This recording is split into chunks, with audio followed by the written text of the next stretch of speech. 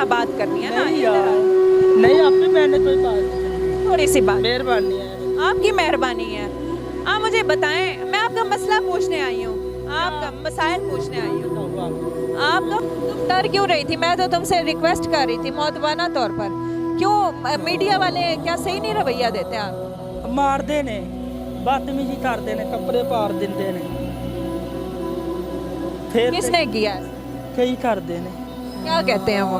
कहते ने इसको पकड़ो, इसको है ना मूवी बनाओ, इसको आवाज मारो। कपड़े फाड़ के क्या कर देते हैं? बरहना मूवी बनाते ने पूरी। नंगा कर। हाँ, ऐसे तो नहीं करना चाहिए, ऐसे ताले नहीं करना चाहिए। अल्लाह ताला वेदा है, अल्लाह ने बनाया है हम तो। आप ये कुछ लोगों ने लड़के होकर लड़कियों का लिबास पहना हुआ होता है, होते वो लड़के हैं। मैंने तो आप ही इधर वो जनाने बैठे ने, 3-3 बच्चे जमते, 3-3 बच्चे कामी 3-3 बच्चे जमते है ना कामी। औरतें से नहीं मर्द सी, पर अल्लाह ताला तो डरते देती हूँ। मैं फंक्शन करती सी, काम ती करती सी, मुझे उधर भी काम करते सी, परेशान करते सी।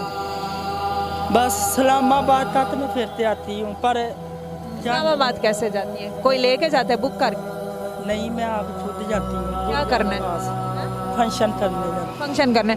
अब मैंने फंक्शन पे किसी के घर शादी हो, न्योता हो, कोई बधाइयाँ लेने काका हो, मैंने नहीं देखा वहाँ पर। आप सब ने यही काम पकड़ लिया, क्यों? नहीं आपी, जो सही है ना वो सही है, जो गलत है गलत है।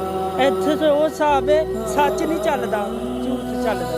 ये तो आपको पता है ना, जब सच सामने आता है फिर पता लगता है ये सच है क्या झूठ। माँ सिर पे नसीब, भाई मैं ऐसा 5 भैन से, अल्लाह ताला ने मुझे यही चीज़ बनाया था।